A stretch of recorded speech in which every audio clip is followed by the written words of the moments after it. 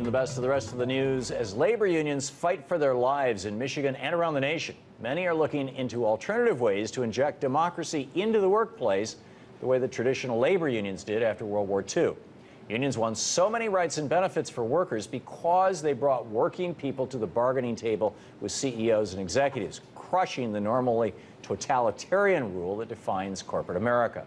Employee-owned worker cooperatives can do this as well. Unlike the standard top-down business model, worker-owned cooperatives are egalitarian.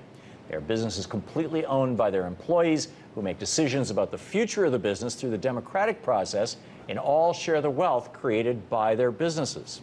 Whereas labor unions brought workers to the table to sit face-to-face with corporate executives, worker-owned cooperatives get rid of the corporate executives entirely and just bring all the workers to the table to make decisions on their own. Currently in America, worker-owned cooperatives generate over $800 billion for our economy and employ more than 10 million workers, roughly 3 million more workers than belong to private sector unions. In other words, the worker-owned cooperative movement is already bigger than the private sector union movement.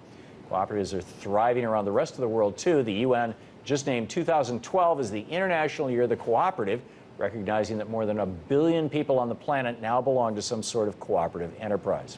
And Spanish-based Mondragon, the world's largest employee-owned cooperative, proves that this model works not just for small businesses, but also for major transnational businesses as well.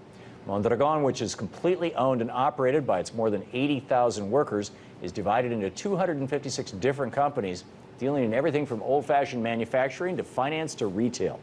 In a global economy increasingly hostile to working people, cooperatives may just be our salvation. And a new movie is out to tell the cooperative story.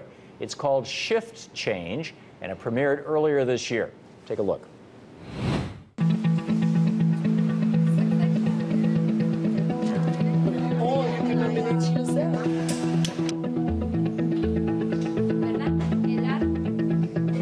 I work here as an employee, but I also own one share of the company. I have a say in what happens with the company, which is awesome. We have a stake. We have skin in the game, as they say. It's a real business. We have goals to meet, but there's just this environment that we all love what we're doing, and it's very meaningful to us, and we all want it to work.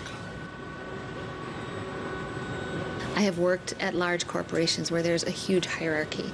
It takes a lot of energy to operate in an environment like that. We put our energy towards our projects and our products.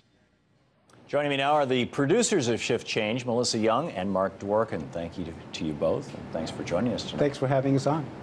First of all, Mark, was there anything in that setup that I got wrong or that you'd like to add to? Well, a fine point.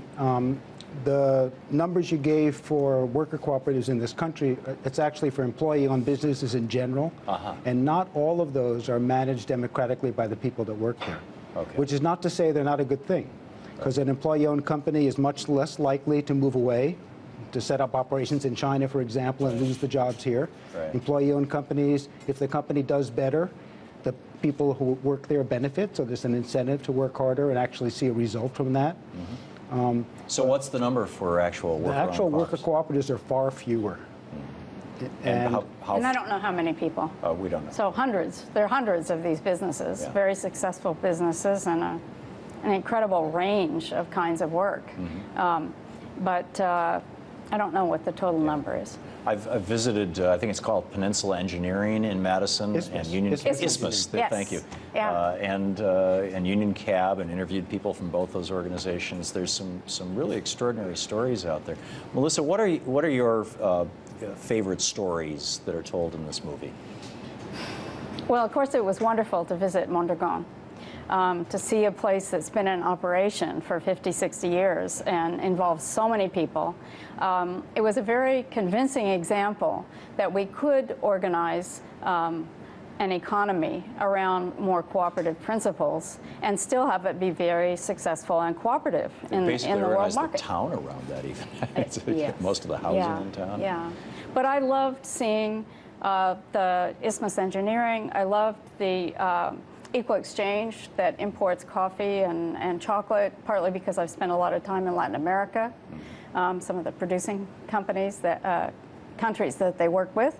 And I really liked visiting seeing the cooperatives that have begun with immigrant workers. And that is an area that's really growing in the cooperative sector. Mark, we saw in 2001, I think it was, I was down in Argentina, and this horrible economic crash had just happened. It might have been 2002, but whatever it was. December 2001. Okay, well, then it was 2002 that I was down there because it was And after. we were there too. Yeah, well, We didn't see you, but we were. I was giving a talk, and the family that I was staying with lived in the kind of affluent suburbs, but not super rich. But what was startling was at that point in time, about every third or fourth house in this neighborhood, the suburban neighborhood, had furniture out in front with for sale prices. Wow. I mean, there were so many people out of work, so many people devastated, that people were literally selling their televisions and their sofas in order to make their mortgage payments and things. And yet, Argentina pulled themselves to a large extent out of that, in some part by people going in and occupying factories that were about to leave. Are there lessons for us to learn from that as we are in this economic crisis, or Quite from a other lot. stories like that? Quite a lot. And we were there in that same time period, and we made 2 films, actually, principally about those worker cooperatives. So there were hundreds of cases, tens of thousands of people, where the ownership of the company, the manager, the owner, said, we can't do business anymore, we're going bankrupt, we're going to shut the doors, you guys don't have a job anymore. Right. And in those situations, the situation was desperate. There was like 40% unemployment. So people who, in those situations, they kind of look at each other and say, well, if we don't have this, we have nothing. And what are our families going to do to eat? And so, again, in hundreds of situations, they actually said, when they were told, don't bother coming back on Monday, sometimes they just didn't leave. Other times, they did leave, but got in touch with each other over the weekend, and on Monday, or maybe a week later, came and sometimes broke the lock on the door and got back inside and began making goods again. And so one thing is, it took a lot of courage to do that. It took a lot of nerve to do that. I'm not sure I would be able to do that. So I admire people for that kind of courage. Well, didn't it also, to a certain extent, take, maybe not necessarily active, but the complicity or the support of the government? I mean, we saw Sensata, this manufacturing company in the central United States, I think in Ohio, Illinois, excuse me, being taken apart by Bain Capital and literally shipped brick by brick, overseas to manufacture things. And the workers tried to buy it. It was a profitable enterprise. They tried to buy it. And Bain said, no, we'll make more money running it overseas. There wasn't a legal apparatus for that. So the situation in Argentina, in some of those situations, the details are different in each of the hundreds of companies. But Sure. in some of them, the company had borrowed money from the government, for example, and then ran out and didn't pay off the loan. Right. So then the workers would say, listen, give us a chance to get it going again. We can make a go of it. These guys just ran out on the money that they owe you. They can't make a claim against us. So the circumstances were somewhat different in that Yeah, regard. and then the other piece of it is that in 2003, a new president was elected who, in my judgment, is similar to Franklin Roosevelt in our country. Right. And he sort of said to the bankruptcy courts and to the judges and so on, back off, give these companies a chance. The country's in a rough spot. Let them see if they can make a go of it. We just have a half a minute left. Melissa, I'm curious, do you see that kind of thing happening in the United States? Well, actually, there's an effort in Chicago right now, something called New Era Cooperative, that is buying out. They actually sat in at their company at a certain point.